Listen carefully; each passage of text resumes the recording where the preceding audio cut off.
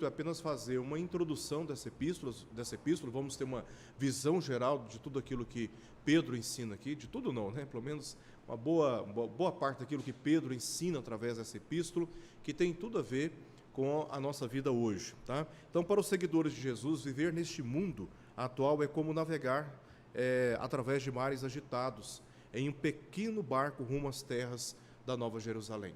Essa é a experiência do cristão que está navegando sobre as águas deste mundo.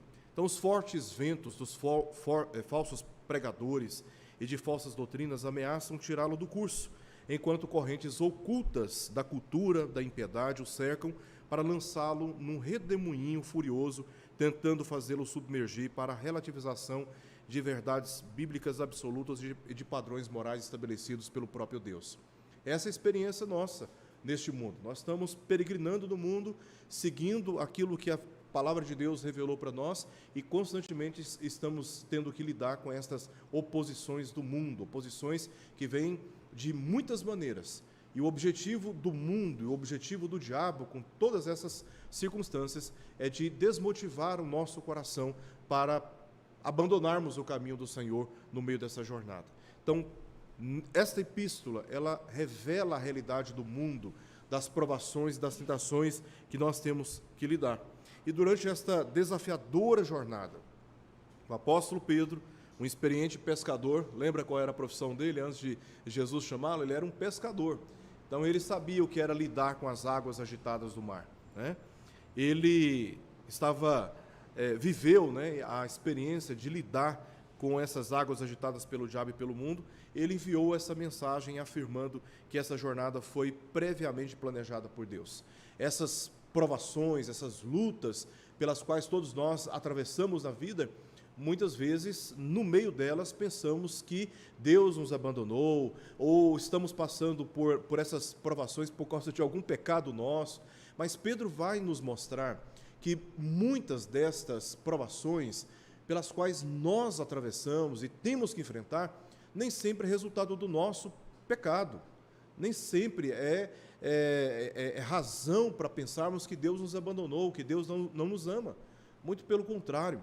Essas provas, assim como nós vimos na primeira epístola de Pedro, quando estivemos fazendo exposição de toda a primeira epístola de Pedro aqui no púlpito da igreja, nos sermões que estivemos fazendo, essas provações, Deus usa todas essas lutas, Deus usa todas essas provações para edificar em nós uma fé inabalável, para nos aperfeiçoar. Então Pedro escreve, destina a sua mensagem através dessa epístola para encorajar os crentes a perseverarem, porque todas as coisas continuam debaixo do poder soberano de Deus. Deus não perdeu o controle, Deus não perdeu o governo da história, e nós somos cuidados e pastoreados por Ele mesmo. Então Deus planejou todas as coisas, e Ele permite, no seu governo soberano, que passemos por essas provações, para sairmos do outro lado, como diz Tiago no capítulo 1, mais aprovados, mais purificados, mais aperfeiçoados ainda. E não apenas por isso, esta jornada, ela está repleta de aventuras e propósitos sagrados que edificam um caráter, garantindo a chegada ao destino estabelecido. O Evangelho é o poder de Deus para a salvação. E ele, uma vez anunciado, ele traz alento ao nosso coração. Ele traz conforto e encorajamento para o nosso coração. Mas para aqueles que não são salvos, diz o apóstolo Paulo, é uma loucura. É uma loucura.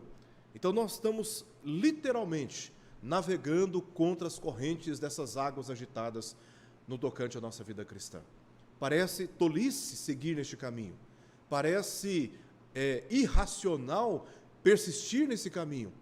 Parece não ser recompensador continuar afirmando a fé em Jesus Cristo e nos esforçando para obedecer a sua palavra, quando as correntes do mundo estão tentando nos pressionar a seguir outro caminho. Pedro avisou sobre as influências, portanto, sutis e perigosas de pessoas que subestimam a autoridade das Escrituras, e antecipou o fim desastroso dessas pessoas e também do mundo atual no qual nós estamos vivendo. Então, haverá um dia em que estas pessoas que se opõem ao Evangelho de Jesus Cristo, que o negam e tentam nos enganar e nos arrastar pelo caminho da perdição, essas pessoas serão severamente punidas por Deus. E não apenas essas pessoas, também o mundo inteiro será destruído. Então, ao comunicar essa mensagem, Pedro transmitiu a esperança na chegada segura ao paraíso. Assim, 2 Pedro estabelece fundamentos doutrinários sólidos, denuncia os inimigos e abre uma janela para enxergar o futuro escatológico. Todos nós que já passamos por algum momento de luta e sabemos que quando estamos passando por esses momentos, uma das razões por que nós caímos em desespero é porque perdemos a noção de quando essas provas vão terminar. Parece que elas são intermináveis, parece que elas nunca vão passar, mas Pedro nos permite enxergar o futuro. E ao enxergar o futuro, temos uma noção de que essas provações elas passarão. E tudo que nós estamos vivendo neste mundo é passageiro. Eu me despedi de um grande amigo no ano passado e uma das oportunidades que eu tive com ele no hospital, ele me disse: Erickson, ele estava lidando com um câncer muito agressivo, raro, no seu estômago, e sabíamos que o quadro dele não era um quadro muito bom, era realmente muito preocupante. E aí, na UTI, tentando consolá-lo, ele falou assim: olha, não preocupa não, olha, o nosso destino é a pátria celestial, o mundo não é o nosso destino final. E Pedro nos permite enxergar essas terras, quando estamos navegando no meio dessas águas agitadas. A palavra de Deus, 2 Pedro, essas verdades que ele comunica, servem como um verdadeiro mapa para os navegadores crentes em Jesus Cristo, que lhes ajuda a permanecer firmes em um mundo agitado. Os sofrimentos que existem no mundo, eles existem como resultado do pecado. O pecado é a causa de todos os sofrimentos que nós passamos. Sofrimentos que nós, por causa da nossa natureza rebelde e pecaminosa, provocamos contra nós mesmos. Sofrimentos provocados por aqueles que estão em nossa volta, que por causa da sua natureza, por causa dos seus desejos, por causa dos seus interesses, na relação conosco, causam sofrimentos a nós, sofrimentos múltiplos, materiais, emocionais, físicos e tantos outros sofrimentos. E a natureza convulsiona por causa também do pecado que o homem se meteu diante de Deus. Deus criou o homem e criou o mundo e criou o homem, e colocou o mundo sob o governo do homem. Disse Deus na bênção: dominai sobre. E aí tem a relação de toda a criação. O homem tinha autoridade sobre o mundo. Então, ao pecar, esse pecado também, por ele, afetou toda a criação. E a criação passou também a experimentar a desordem, o caos, a desarmonia. E é por isso que temos tantas tragédias, tanto desequilíbrio no meio da natureza. O pecado afetou a tudo, ou seja, o sofrimento que sofremos nas nossas relações e o sofrimento que nós sofremos por parte da natureza tem uma origem, tem uma causa, e essa causa é o pecado. Não há outra palavra, não há outra descrição, não há outra afirmação mais verdadeira do que esta, de que todo sofrimento que nós experimentamos é provocado direta ou indiretamente pelo pecado. Então, este sofrimento ele foi imposto ao homem como punição. Vamos nos lembrar daquilo que Deus disse ao homem: no dia em que você comer desta árvore, a respeito da qual eu te proíbo de comer, você vai morrer. Então, é anunciado a bênção de toda a árvore do jardim comerás livremente, mas da árvore do conhecimento do bem e do mal não comerás. Porque se você comer em desobediência a mim, você vai sofrer consequências. E o pecado, ele é uma verdadeira tolice. Abandonar todas as árvores do jardim e harmonia com o Criador para se meter numa aventura, num prazer passageiro, para sofrer depois consequências inimagináveis. Então, o dia que o homem comeu da árvore que Deus havia proibido, ele recebeu a justa punição por causa do seu pecado. A morte, que foi a perda imediata da comunhão com o Senhor, no nível em que ela se encontrava, e também a perda dos privilégios que Deus havia concedido ao homem enquanto se mantivesse em obediência. Então, o homem sofreu a justa punição de Deus, passando a sofrer por causa dos seus próprios pecados. E nós temos aqui algumas relações. Diz o texto, em Gênesis 2:25, que o homem e a mulher estavam nus e não se envergonhavam. Mas, no capítulo 3, verso 7, imediatamente depois de ter Adão comido do fruto proibido, eles perceberam que estavam nus e fizeram cintas para si com folhas de figueira. Eles passaram a ter vergonha uns dos outros. A roupa que nós usamos como instrumento de defesa. Nós usamos a roupa como instrumento de defesa. Nós estamos sob ataque do olhar, do desejo, da violência. Então, nós nos vestimos para nos proteger. E quando estamos vestidos, nós nos sentimos seguros. Contudo, a segurança que o homem tentou buscar a parte de Deus, ela foi uma segurança passageira. Foi necessário Deus providenciar uma segurança para ele e para ela dentro do jardim. Com o sacrifício de um animal, Deus revestiu o homem e a mulher com um couro. Então, o pecado trouxe como consequência imediata vergonha social, vergonha um do outro, se defender um do outro, se proteger um do outro. Temos também como outra consequência a quebra da harmonia familiar. Adão e Eva eram um casal perfeito, eles foram unidos por Deus. Deus os uniu de forma perfeita, harmônica. Contudo, depois do pecado, essa harmonia já não estava mais presente. Adão rapidamente acusou Deus de ter feito a mulher. Estava como que ele dizendo, estava tudo em paz até o Senhor ter colocado a mulher nesse jardim para se relacionar comigo. A culpa é dela, foi ela quem me deu e eu comi. E Eva não admitiu a sua culpa, tentou transferir a sua culpa para o diabo, dizendo, foi a serpente que me enganou. Veja, não há mais harmonia entre o homem e a mulher, nem deste casal com a criação. O que há ali agora é desarmonia, quebra da harmonia familiar. Nós temos na sequência do pecado, no tocante aos sofrimentos que o pecado gerou, também dores. Deus disse à mulher, em meio às dores darás à luz. Ao que tudo indica, o parto antes do pecado era uma coisa super, né, Bruno? Imagina? Super agradável. Opa, já nasceu, já foi maravilhoso. Mas hoje, por causa do pecado, a mulher sofre para dar à luz, né? E o sofrimento não é só na hora do parto, é antes, né? Tem a preliminar, as contrações que vão se intensificando, em meio a dores darás à luz filhos, diz Deus. Então Deus está revelando a consequência do pecado que eles escolheram. Não apenas as dores, mas também tensões. Deus disse para a mulher, o teu desejo será para o teu marido. Parece que isso é algo negativo, né? Antes do pecado, Deus olhou para o homem, capítulo 2, verso 18, e não se agradou de vê-lo só. Então Deus resolveu criar, já estava no plano, a mulher, e deu a ela a tarefa de subordinação ao seu marido, dizendo que o propósito da mulher era de ser auxiliar de Adão. Então, o desejo dela, a função dela, já era de subordinação. Já era de auxílio, não de usurpação, era de auxílio.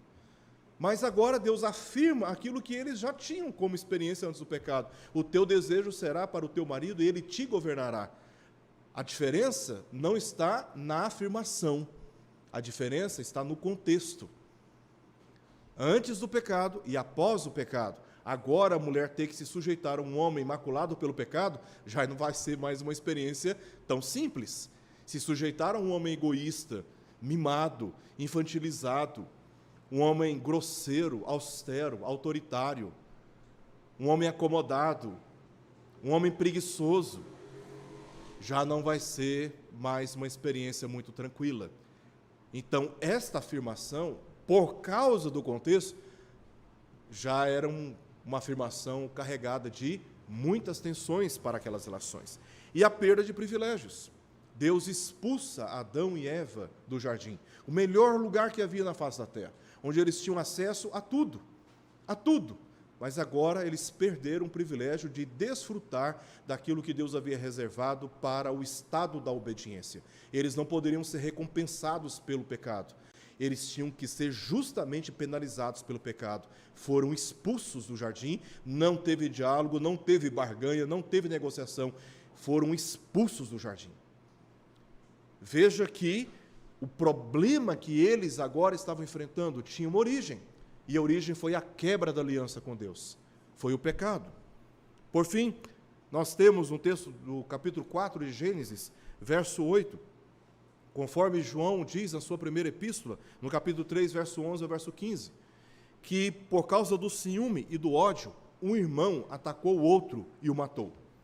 Agora imagina a cabeça de Adão e Eva, que contemplaram a beleza da santidade de Deus naquele jardim e desfrutaram de toda a harmonia entre eles e com a criação, tendo que ver agora, fora do jardim, um dos seus filhos ensanguentado, com o corpo estirado sobre a terra, cujo sangue clamava na presença de Deus.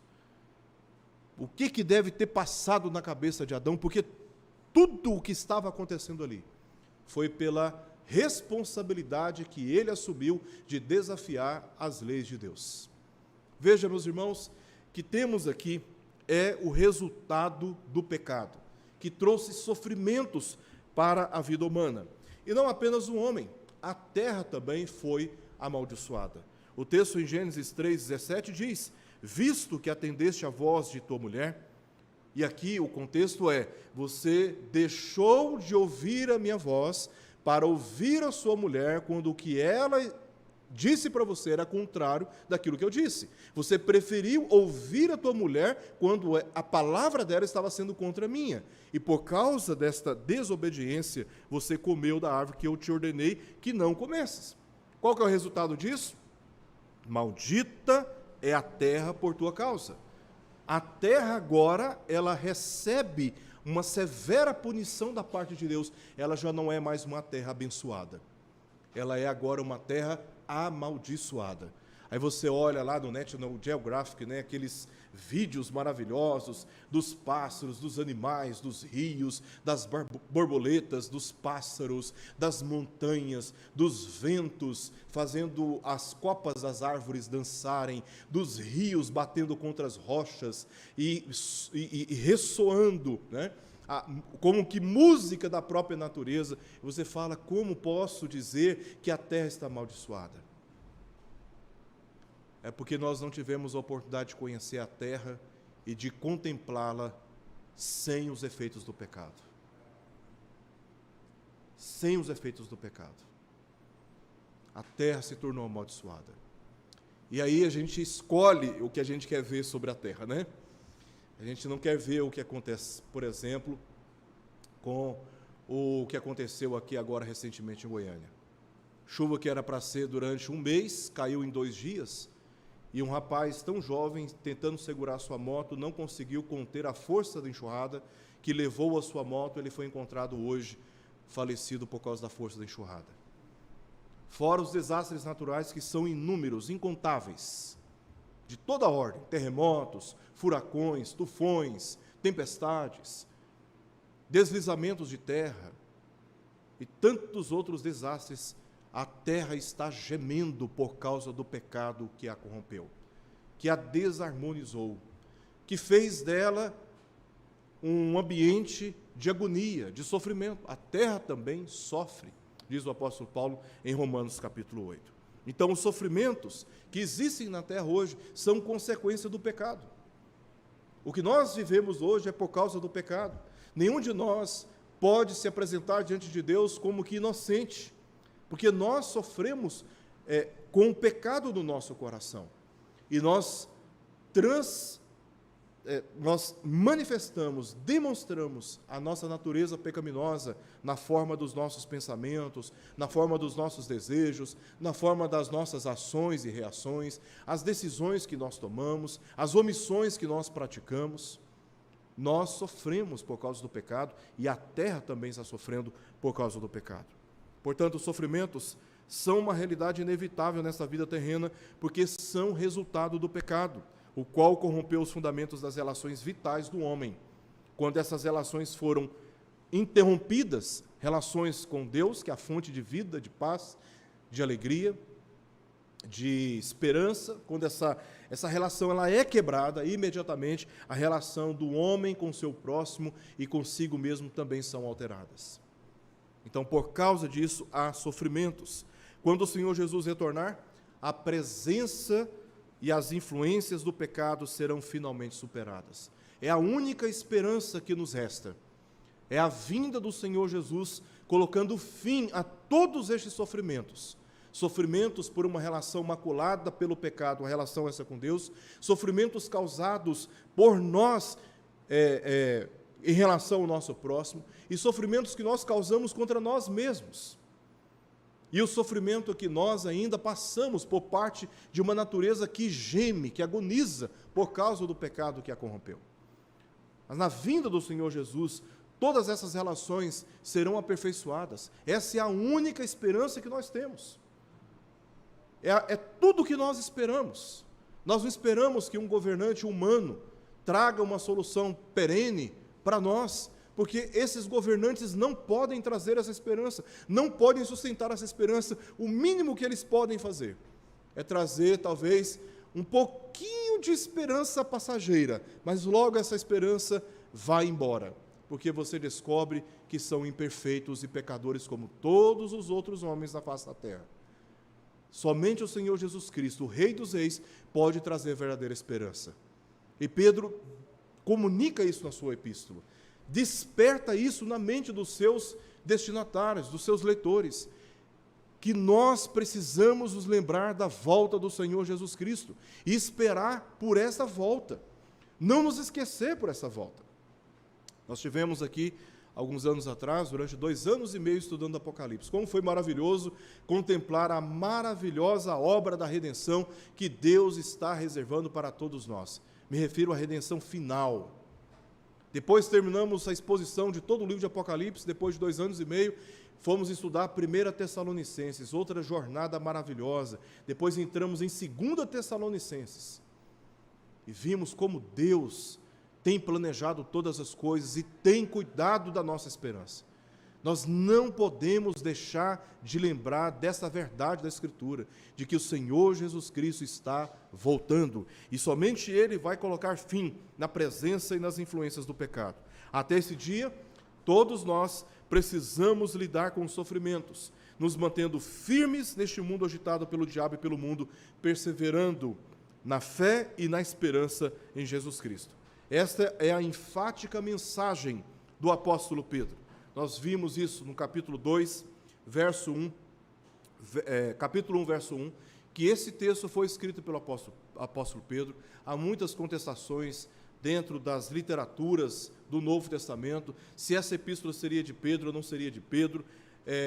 Particularmente não vejo razões que justifiquem acreditar que essa epístola não tenha sido escrita pelo apóstolo Pedro. Além dessas evidências internas, rápidas, objetivas, essas 3 menções que ele faz aqui sobre essa epístola, no capítulo 3, verso 1 de 2 Pedro, ele mesmo chega a dizer sobre a outra epístola que ele escreveu para os mesmos destinatários, nas mesmas circunstâncias, ao que une as 2 epístolas a um autor apenas. Então, se 1 Pedro, nós temos razões mais substanciais para confiarmos na autoria petrina, 2 Pedro, pelo conjunto, também nos dá essa segurança de que essa epístola fora, sim, escrita e destinada pelo apóstolo Pedro.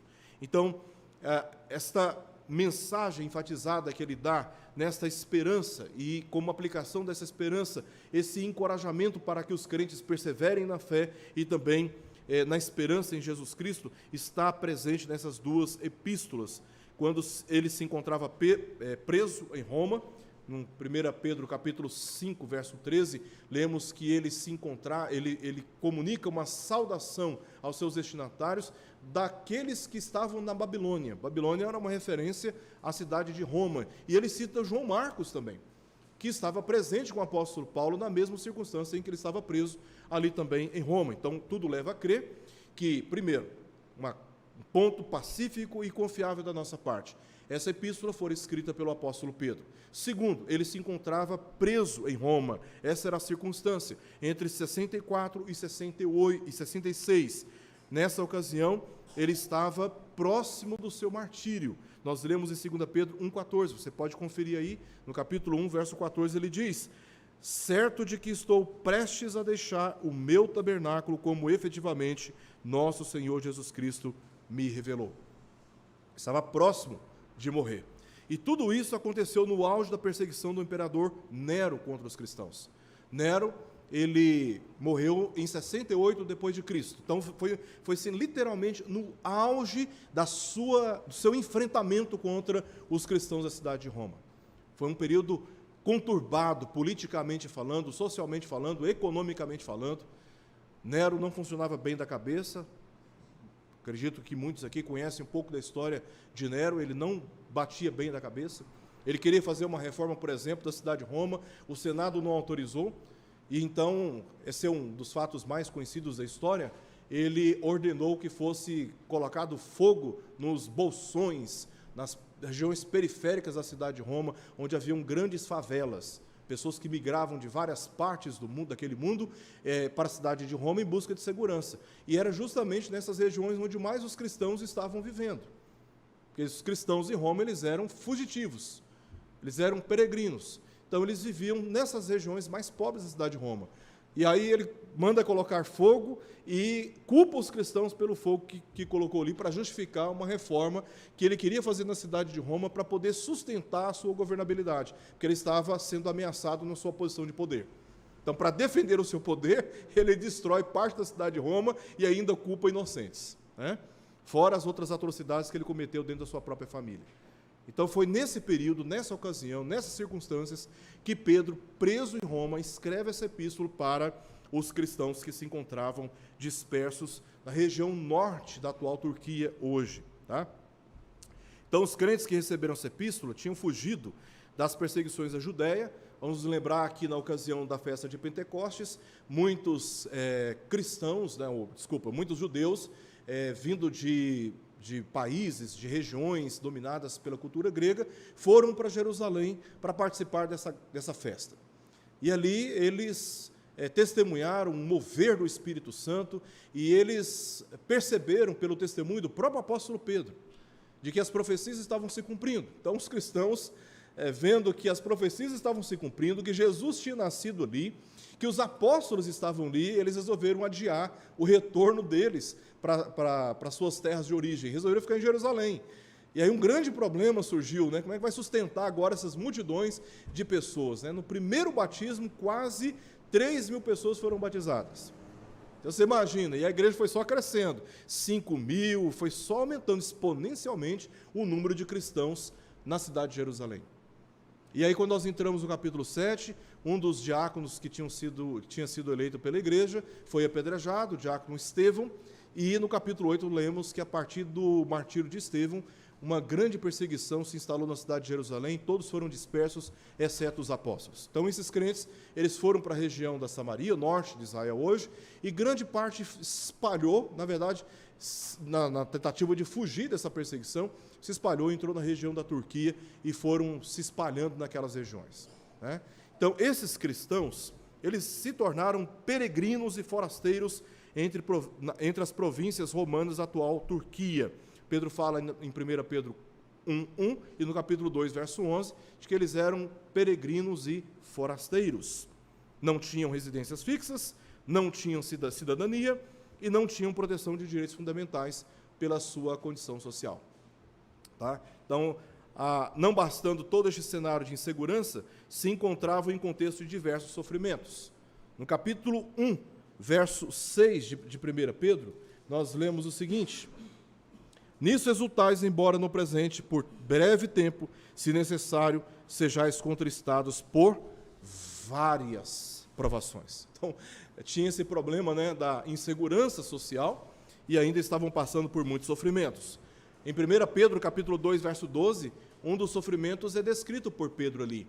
Eles estavam sendo caluniados, estavam sendo chamados, e a fama mentirosa que estava correndo sobre os cristãos é de que eles eram malfeitores. Malfeitor é um transgressor, pessoas que só fazem o mal, né, social, só produzem baderna e caos numa sociedade. Eles eram malfeitores.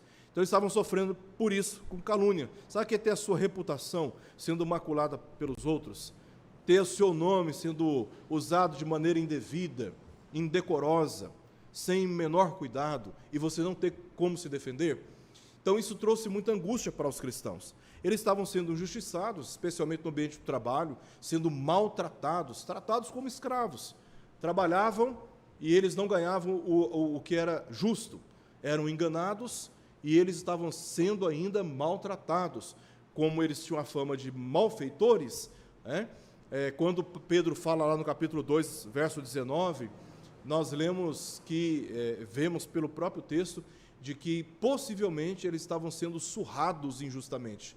Então você trabalhava e ainda não tinha o valor, não ganhava o que era justo e era maltratado de forma injusta. Então calúnias, injustiças e perseguições religiosas. No capítulo 4 de 1 Pedro, verso 16, nós lemos o seguinte, 1 Pedro capítulo 4, verso 16.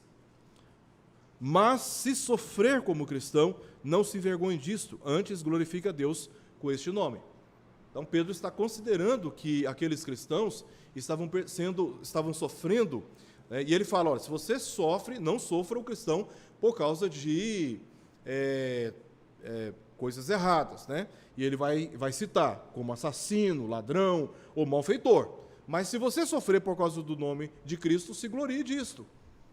Por quê, irmãos, que Pedro está falando aqui? Falando sobre isso, e há outros lugares em 1 Pedro, em que ele leva-nos a entender que os cristãos estavam sofrendo porque eles estavam professando a sua fé em Jesus Cristo. Perseguição religiosa. Então, não bastando a insegurança social que eles estavam passando, eles ainda tiveram que lidar com todos esses sofrimentos. Tá? Então, 1 Pedro e 2 Pedro são epístolas que se conectam, elas se comunicam entre si. Mas, ao mesmo tempo, cada uma dessas epístolas traz uma ênfase doutrinária diferente. Por exemplo, em 1 Pedro, Pedro se preocupa em orientar os cristãos a lidarem com essas oposições externas, as calúnias, as injustiças. Aí ele vai dar o exemplo de Jesus, como Jesus lidou com essas oposições externas. Ele vai falar sobre não pagar o mal com mal, a injúria com injúria. Ou seja, a preocupação de Pedro em 1 Pedro é de instruir os crentes sobre como lidar com essas questões externas da sociedade pagã que persegue por causa da nossa conduta cristã. Em 2 Pedro, e nós veremos isso mais adiante, Pedro vai dar maior ênfase, não que na primeira epístola ele não trate sobre isso, porque no capítulo 2 de 1 Pedro, ele fala sobre aqueles que surgiram no meio da igreja, apresentando um outro evangelho. Mas no capítulo 3 de 2 Pedro, ele fala também sobre esses que surgiram no meio da igreja. E ele vai dar essa ênfase na instrução da igreja sobre como lidar com problemas internos, problemas que surgiram dentro da igreja. Às vezes a gente acha que o problema está fora da igreja e perdemos a noção de que dentro da igreja existem problemas gravíssimos, tá?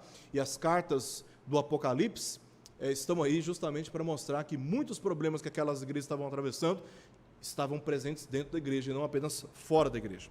1 Pedro, Pedro ele estimula os crentes a serem corajosos no presente, enquanto que 2 Pedro ele chama a atenção para que fiquem atentos de que o dia do Senhor se aproxima. A preocupação não é apenas com o presente, a preocupação é também com o futuro, o que virá. E isso vem como uma forma de encorajamento para o presente. Eu quero viver de tal maneira que eu seja apresentado diante do Senhor da maneira adequada, no dia de Cristo. Então, as duas epístolas se completam nesse sentido. Em 1 Pedro, ele fala sobre o novo nascimento pela palavra, enquanto que em 2 Pedro, o estímulo dele, do autor, é de promover, é de estimular, é de encorajar os cristãos a crescerem. Então, uma vez convertidos, agora temos que andar em santificação, temos que crescer na fé, deixar de ser meninos da fé, dependentes da fé. Temos que agora que crescer do ponto de vista da fé, da confiança, da maturidade espiritual, a ponto de ajudar outros que carecem dessa mesma assistência, porque estão chegando na fé agora. Então, Pedro vai trabalhar, especialmente no capítulo 2, sobre questões relacionadas com o caráter cristão. Desculpa, capítulo 1, sobre o caráter cristão, né? E como nós devemos crescer com base na salvação que nos alcançou. Em 1 Pedro, ele enfatiza Cristo no sofrimento, especialmente no capítulo 2, a partir do verso 13. Ele vai enfatizar o sofrimento de Cristo, como Cristo sofreu. Lá no capítulo 4, a partir do verso 1 de 1 Pedro, Pedro também vai falar sobre como Cristo sofreu. E esses sofrimentos têm implicações agora da maneira como nós devemos lidar com a nossa própria vida. Já em 2 Pedro, ele vai apresentar Cristo glorificado.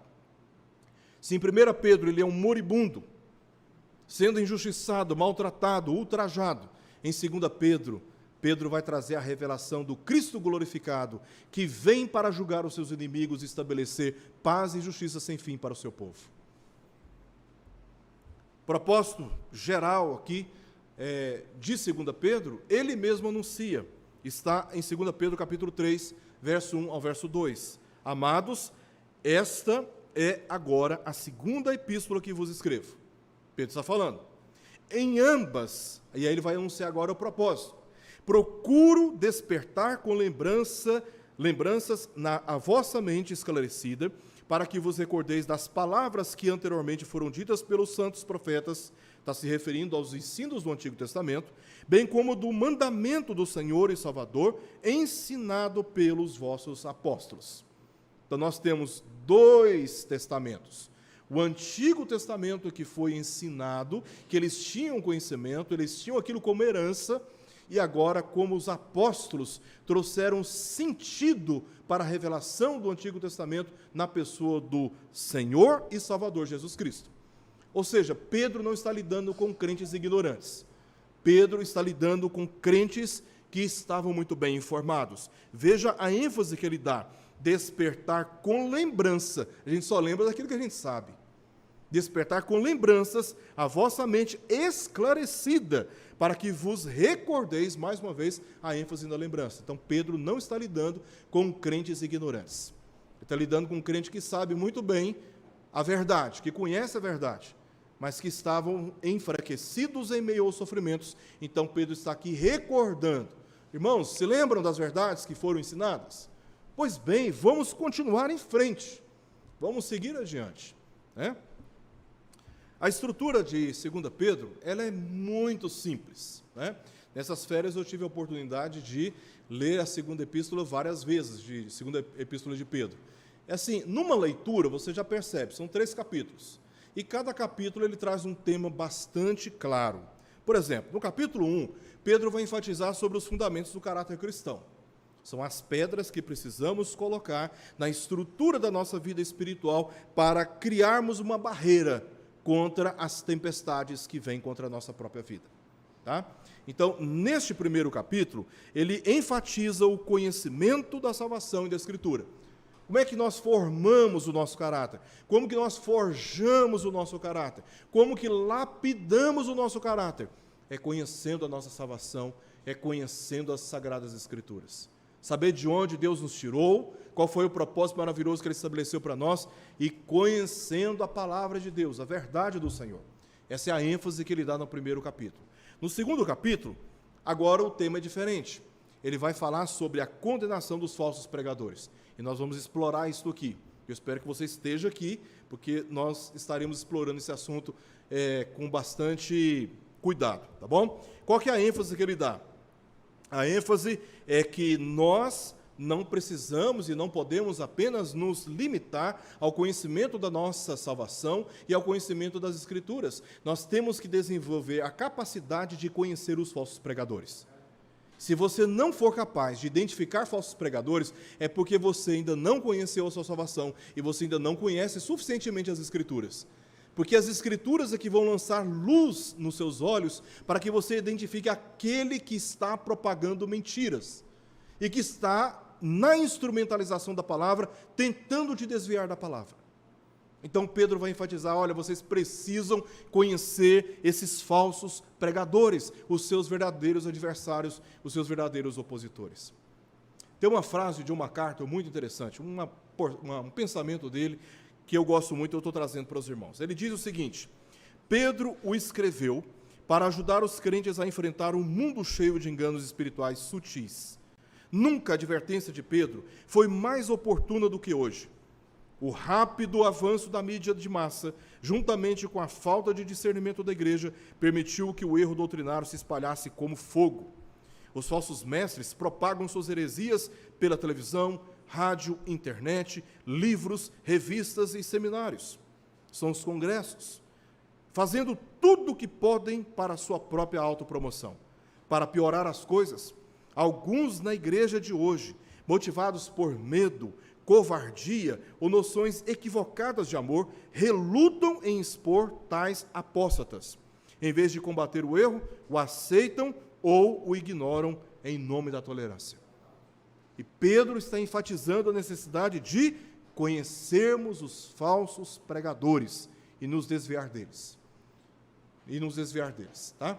Em último lugar, capítulo 3, ele vai falar sobre a confiança no retorno de Jesus Cristo. Confiança no retorno de Jesus Cristo. E a ênfase é: conheça o que dizem as profecias. Conheçam o que dizem as Escrituras sobre essa esperança que vocês podem se apegar. Porque, irmãos, vêm sofrimentos, mas agarrados nessa esperança, nós conseguimos superar. Nós conseguimos superar. Nós podemos perder saúde, podemos perder a família, podemos perder bens, nós podemos perder oportunidades de trabalho, podemos perder dinheiro, podemos perder a nossa vida, mas a nossa salvação, ninguém pode tirar de nós. Ninguém.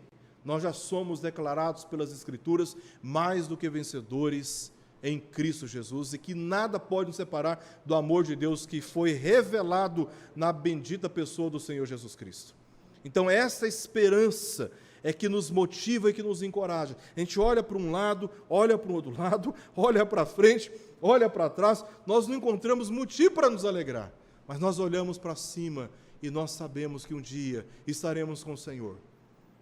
É a única luz verdadeira que nós temos diante de nós, é essa esperança em Jesus Cristo, e é o que Pedro vai enfatizar aqui no capítulo 3. Nestes 3 capítulos, notamos várias referências ao Antigo Testamento. Como seu propósito foi o de fazer lembrar as verdades que tinham sido ensinadas, Pedro, então, afirmou a autoridade da palavra, desafiando os cristãos a viver a vida com coerência e autenticidade.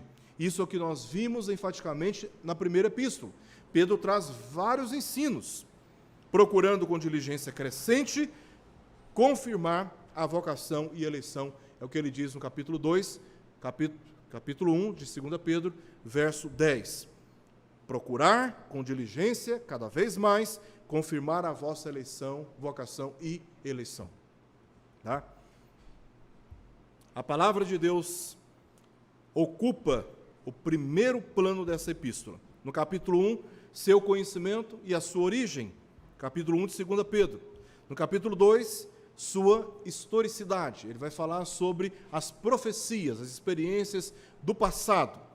No capítulo 3, os escritos de Paulo são como as demais escrituras. Ou seja, em cada capítulo, Pedro está enfatizando a autoridade das escrituras. Ele está falando da palavra.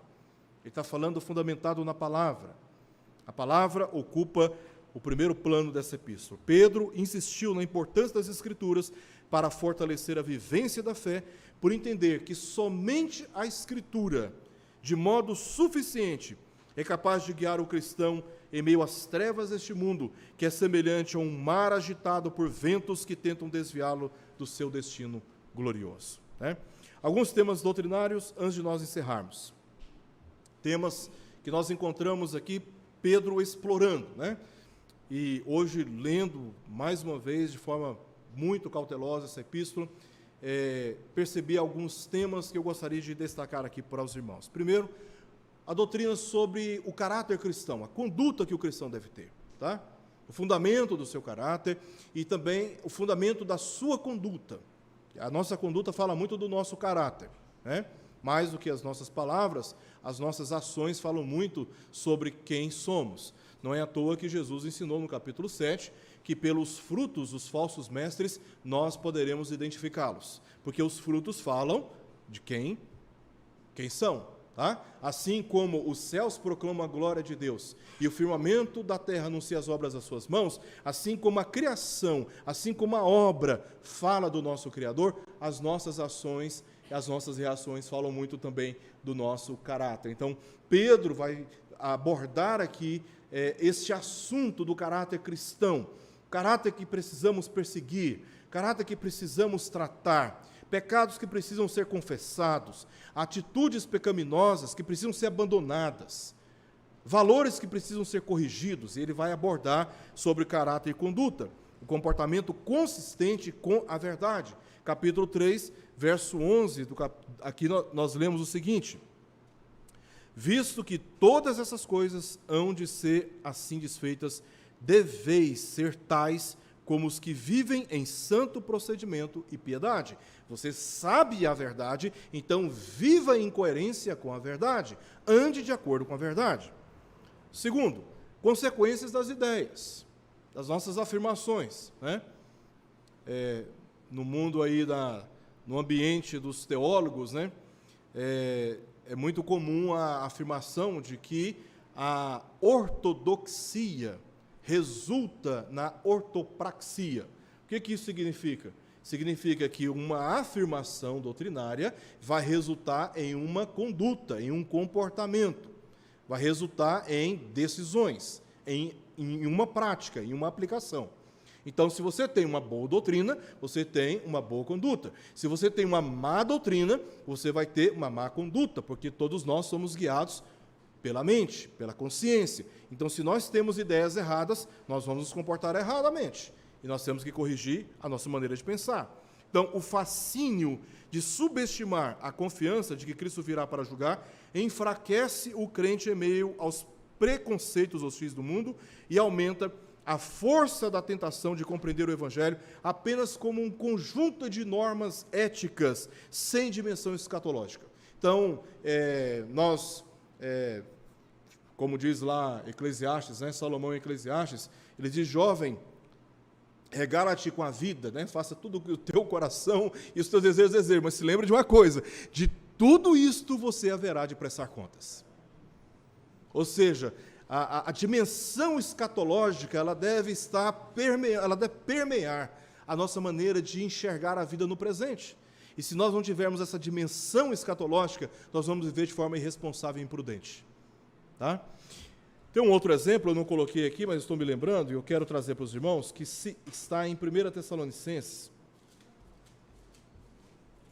Como essas dimensões, essa experiência do conhecimento, elas meio que orienta a nossa experiência no presente, né? Ele diz no capítulo 4, 1 Tessalonicenses, capítulo 4, verso 13, Paulo diz assim: não queremos, porém, irmãos, que sejais ignorantes com respeito aos que dormem, para não vos entristecerdes como os demais que não têm esperança. Então, em outras palavras, se nós tivermos um entendimento, uma compreensão, uma ideia, uma consciência biblicamente equivocada sobre as questões do futuro, os nossos sofrimentos vão se intensificar. É por isso que Paulo está dizendo: eu não quero que vocês se entristeçam como os demais que não têm esperança.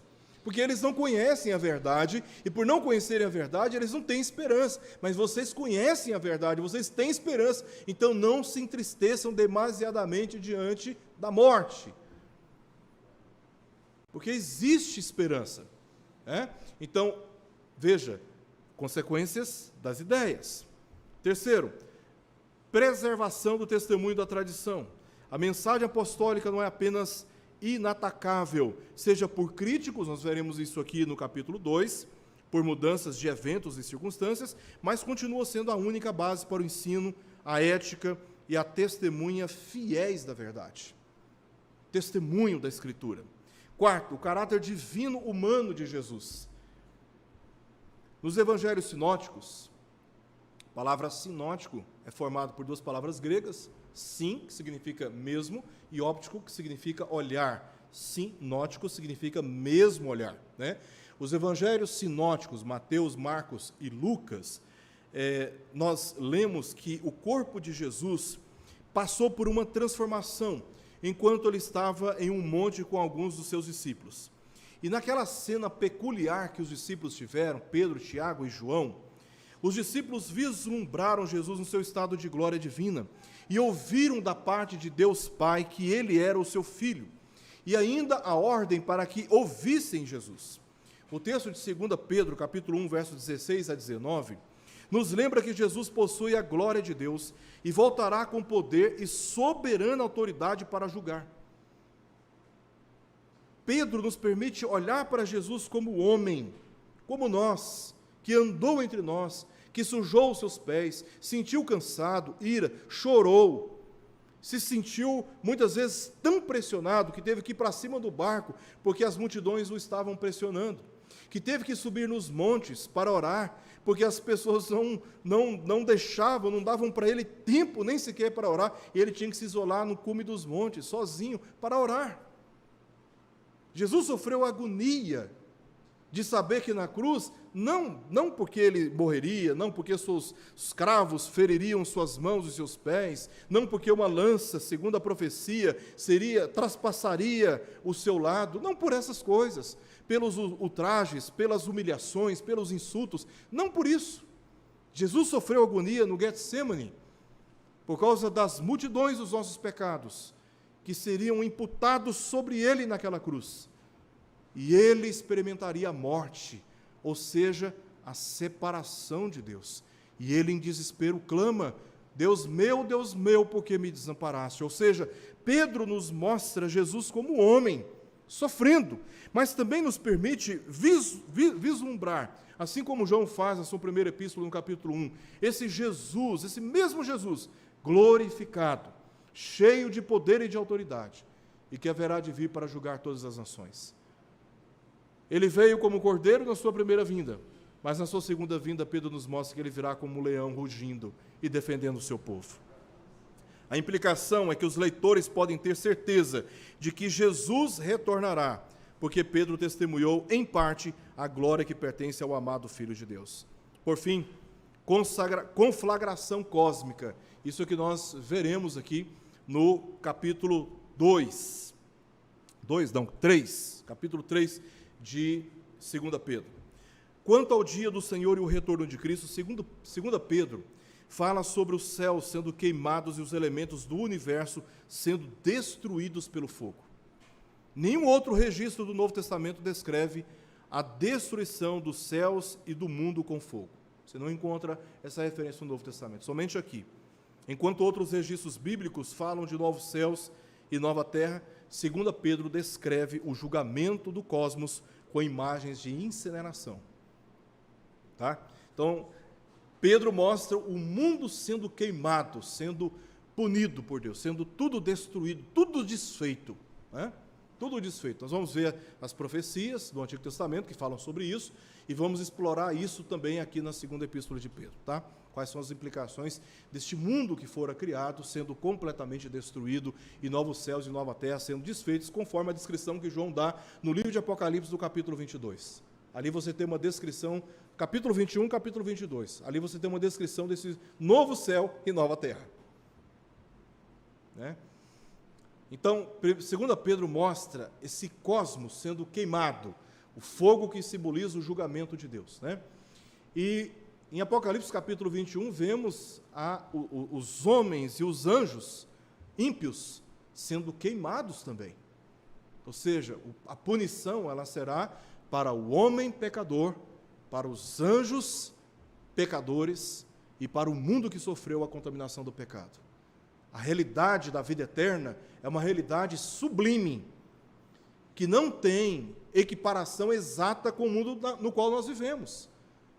Irmãos, é estado de glória tamanha que quando Jesus, no seu estado de glorificação, aparece para os discípulos, em uma das vezes, foi encontrar com os discípulos no mar da Galileia, andando por sobre as águas, eles assustaram achando que era um fantasma.